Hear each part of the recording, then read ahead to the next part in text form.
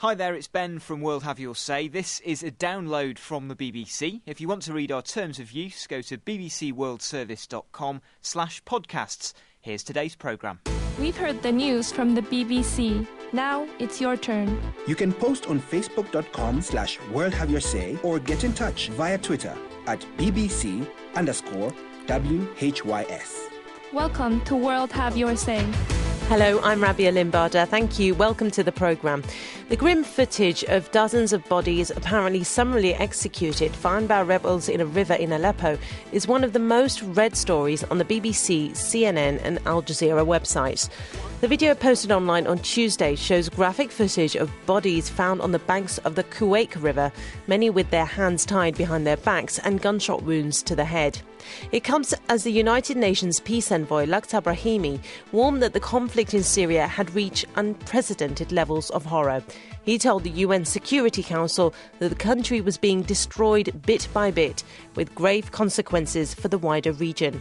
We'll try and get an update on the situation in Syria, and with such a stark warning from the UN, will it put pressure on the international community to do more? We really want to hear from you if you live in Syria, and there are a number of ways you can get in touch. You can log on to our Facebook page, facebook.com/worldhaveyoursay. You can tweet us using the hashtag WHYS, or you can send us an email. Get in touch via email worldhaveyoursay@bbc.com. Well, let's start by speaking to Thabit Salem, who's a Syrian journalist in Aleppo, where those bodies were found. Hi there, Thabit. Welcome to the programme. Thank you. What can you tell us about the discovery of the bodies on Tuesday? Well, first, I'm not in Aleppo, as I said to you before. Well, it's all firm buildings and reports have been gathered here and there for 2 days now. It is a sad story. It's another massacre. Of course, we are accustomed to this. The idea, in my opinion now, is not what's happening. We know that the death toll is rising very rapidly. About 20,000 have already been killed. That's officially. We are not talking about the others who have disappeared or who have been jailed. Or we don't know the exact figure of the toll of death. So you don't know the exact. Thabit, I'm going to have. Thabit, apologies for interrupting. So you're in Damascus, but you don't know the exact figure of those that have been found on the river. What have people in the area been telling you? Have you spoken to people in Aleppo?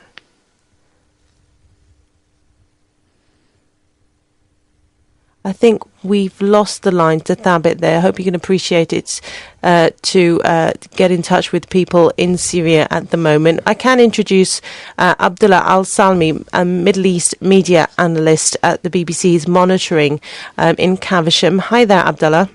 Hello. I don't know how much of that you were able to hear, but what can you tell us about what's being said in Syria about the discovery of those bodies in Aleppo?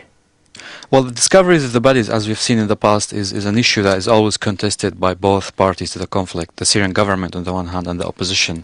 And yesterday, Facebook pages used by both the opposition and government supporters have been dominated by this news, and each party was trying to push its narrative.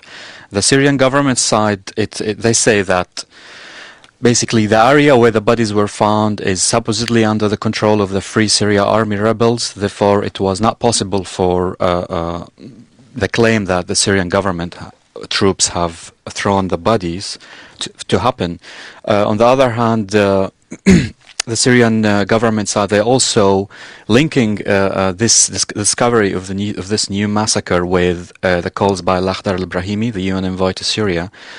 And they're saying that whenever there is an international momentum to do something, a massacre takes place in Syria. So here we're saying that, the Syrian government is trying to push this narrative. And we could notice that among some participants on Facebook, that the belief has been slightly shaken. And to the extent that some Facebook moderators started to ask all those users to stop propagating the government's narrative. Talal Al-Mayhani from Aleppo, now a scientist in Cambridge and a member of the opposition group Building Syrian States, also joined us on the programme. Hello, Talal. Hello. Have you heard anything from Aleppo about what's happened? What's not concerning these incidents, but what I would like to say that the yesterday incident is something going on really at daily basis in Aleppo. Every day there are teams of bodies that can be found here and there. I think the only difference is just because they are in the river and the shocking news comes to the media, so that makes a difference. And it's really sad to say that. And again, I agree with the previous colleague. He said that there is some sort of exchange of the accusations between the two parties. But what I would like to say here, there are two main points. First of all, that definitely there is a shocking crime going on in Syria, and this crime is one of many other crimes. And second, that tells us that this authority is basically incapable. Forget about anything, forget about the accusation, anything. This is an authority claiming control or sovereignty of this area or Syria or whatsoever. They are responsible of what's going on their own soil. And this is a grave thing. And actually the most important thing is that will tell us clearly that we need a solution, a real solution that will actually, take everyone, or stop this bloodshed. Robin Yassin Kassab is the author of The Road from Damascus and is joined us here in the studio in World Have Your Say. Robin, Talal there was talking about accusations being thrown. Also, Abdullah was also saying accusations thrown from both sides of this debate. Will the UN peace envoy's words make any kind of difference? Sadly, I don't think so. I think we've had, it's almost 2 years of this tragedy now, and there's been no international agreement about what to do. I think that certainly there's not going to be any direct military intervention from outside. Anybody who's still dreaming of that can discount the possibility. The West has got economic problems. It's just got itself into a terrible mess with 2 wars in Muslim Middle Eastern countries. It's not in a position to do it again. Russia will not have anybody going in and intervening. If anybody did go in there, they'd find themselves in a very complex... Syria's at the heart of all these Middle Eastern problems. So anybody who went in would find themselves potentially at war with Iran, with Hezbollah, with Al-Qaeda, with the PKK, the Kurdish group, which the Turks don't like. So I think that direct military intervention is not going to happen. It's a huge red herring. In fact, the Syrian regime likes people talking about direct military intervention because it's a red herring. It's not going to happen. But what I wish would happen is that somebody would fund the Syrian National Coalition, which is a coalition of opposition groups. It contains moderate Islamists and secularists, leftists, nationalists, and so on. It contains some very good people. Most of them are outside the country, necessarily, unfortunately, but some of them have links with the local coordination committees of the grassroots revolutionaries on the ground. If this group could be funded from outside seriously in a coordinated way, then they could buy weapons, supply them to moderate resistance groups, they could feed people inside, they could this would work against warlordism and the disintegration of the country, which is happening now. So I wish that would happen, but there's not really any sign of it. And if I may add to that, sure. This is something that I saw on Syrian State TV this morning. They haven't even bothered reporting Lakhdar al-Ibrahimi's statement. And when they showed something about this particular topic, they actually showed a statement by an Iranian official who was quoted as saying that any resolution to the Syrian crisis will have to go through President Bashar al-Assad. Now, there is also a sense of ease in the Syrian state media. I mean, for example, the news bulletins today started with the cabinet's meeting that talked about opening more fuel stations, improving medical services, and allowing Syrians displaced by the conflict to return. And the anger or this ambivalence in state media can be counteracted by anger on social media. For example, Syrian Revolution 2012 Facebook page, which is one of the biggest Syrian pages on Facebook, has had a poll that it holds every week to choose the title of or the theme of the protests on Friday, the day of mass protests. And this morning I saw that the title actually getting most of the votes says the international community is complicit with al-Assad in his massacres. So while on the state TV we have really almost a sense of ease about diplomatic pressure, there is lots of anger on social media. Given the shock that many Western media outlets have expressed once this video and the footage that was published about the bodies being found in Aleppo, would you say, comparing that to what you're seeing coming out of Syria, would you say there's a sense of apathy? Probably to an extent there is a sense of apathy inside Syria itself, but also, something that both the government and the opposition expressed on Facebook was the use of these photos of the dead bodies, and these sad or graphic photos have actually made many, you can say, elicited many comments that either expressed sadness about what happened or criticism of the international community, but also at the same time showed some, on the government side, produced more accusations of, complicity and of the use of terrorism by the opposition groups.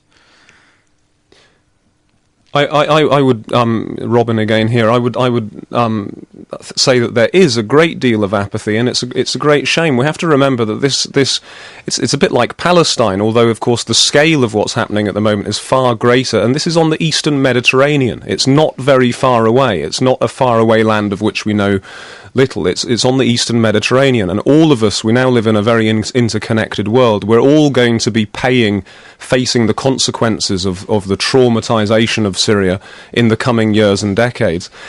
If the international community finds itself incapable of doing anything at all politically or helping the opposition with funds, at least you would hope that countries would be trying to do much more to help the United Nations, help the refugees, these traumatized children. For example, I'm talking to people in Syria whose children, they're still in Syria, not refugees, but their children haven't been to school in over a year. For months or for almost a year now, people have been seeing dead bodies in the streets, hearing explosions every day, hearing gunfire every day. Now they're finding it difficult to buy bread. Now there's a very cold winter in Syria. They're unable to buy heating oil to heat their houses. There's no petrol. So really it's collapsing, it's disintegrating, and the traumatizing effect that this is having on the country will affect all of us.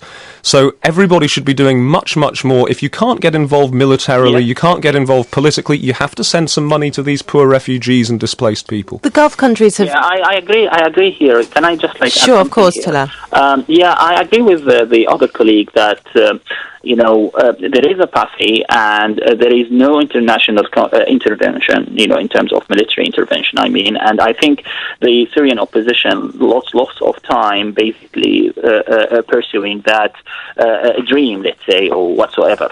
But also I disagree about his suggestion about the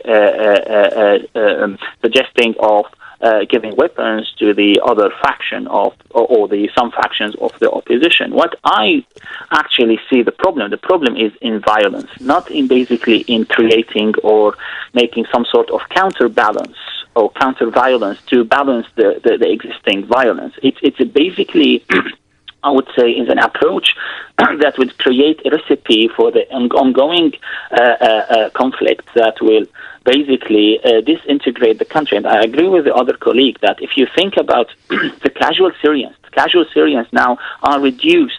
The humanity, it's like the human factor within the people, reduced to just search for food, for basic requirements, no electricity, no water. You can imagine the mentality now within those people. You can imagine their spirits, at the same time, if you ask any one of those, what do you want? Well, I want to stop this craziness, going on.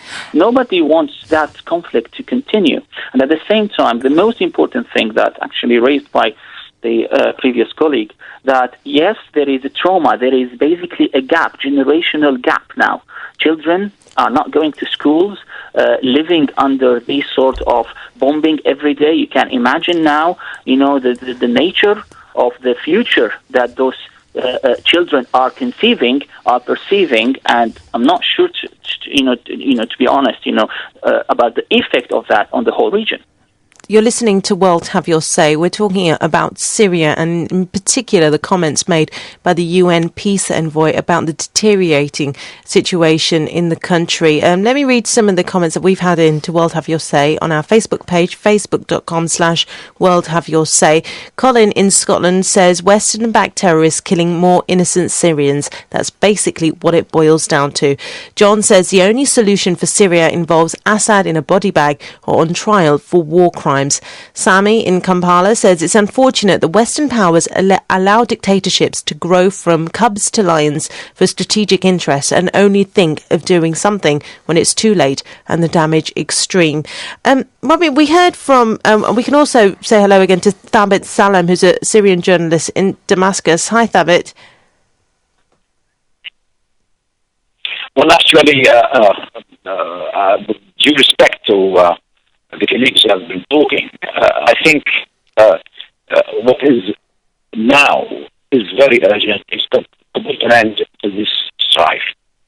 The world has been sitting doing nothing idle for 2 years, watching Syrians being killed and dying. So I can't understand how the world is now approaching the problem as a relief to the refugees. If Syria is disintegrated and destroyed, I'm 100% sure it will backfire on the region and also within the world. The world is sitting doing nothing. This is a shame. The Syrians are frustrated with the world. I can't understand how the UN Security Council, what's the task of the UN Security Council? What's the job? Their major task is to solve international problems. Look what they did in Rwanda, Libya, whatever.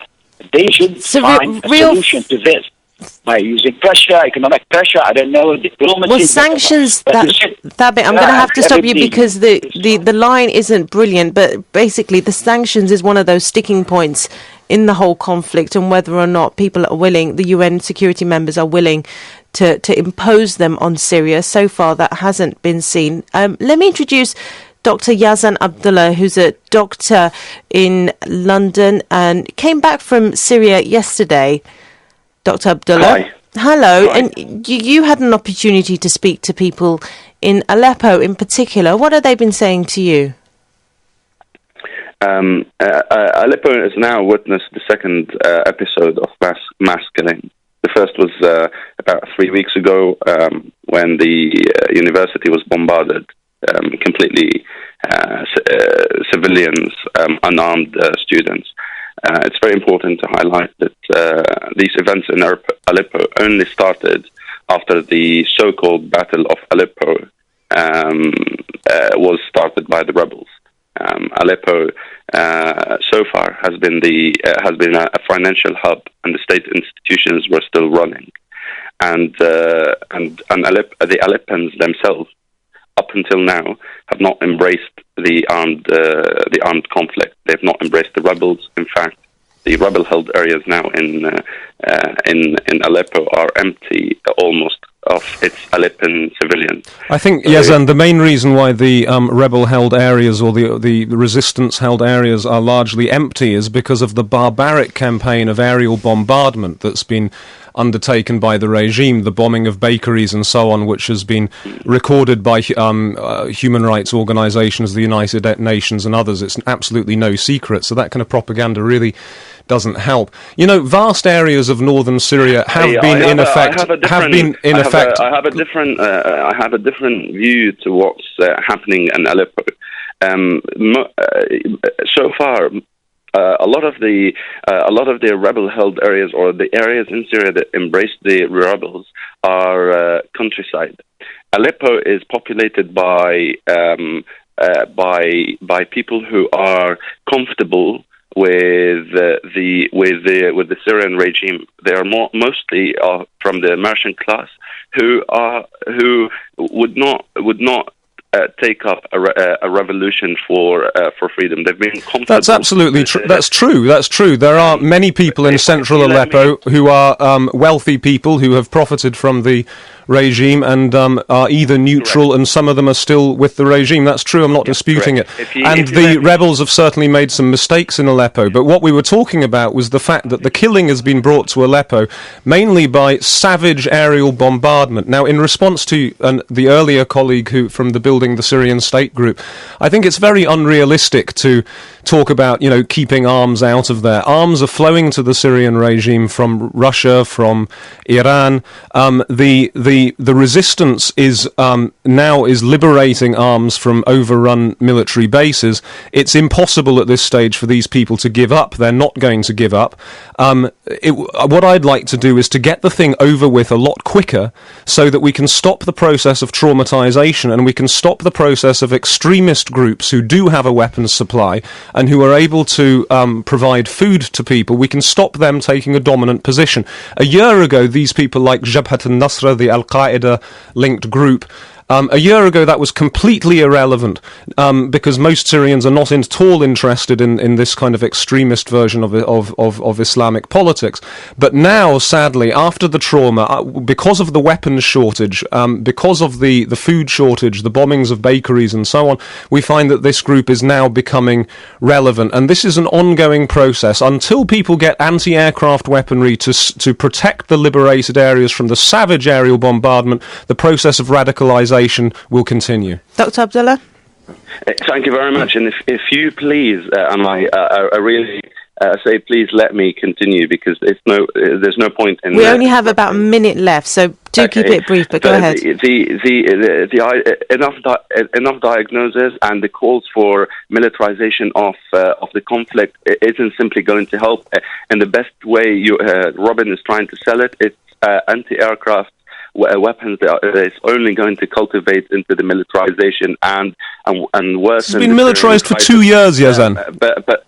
Well, it's the people you're propagandizing for. Please let Dr. Abdullah respond. Is the propaganda? If you need to let me finish. The idea is that the international community isn't anyway interested in what Robin is saying. There won't be any militarization. Now, I was at the opposition conference for 2 days. I came back from Geneva yesterday. Now there is a leftist opposition that is now voicing its very clear voice that we negate any militarization to militarization and any armed resolution to the Syrian crisis. Dr. Abdullah, I'm going to have to stop you there because we have actually run out of time. Dr. Abdullah, Robin, Abdullah from BBC Monitoring, and Thabit, thank you all for joining us on World Have Your Say. You can continue the conversation online on our Facebook page, facebook.com/World Have Your Say. Thanks a lot. We'll see you again at 1800 GMT.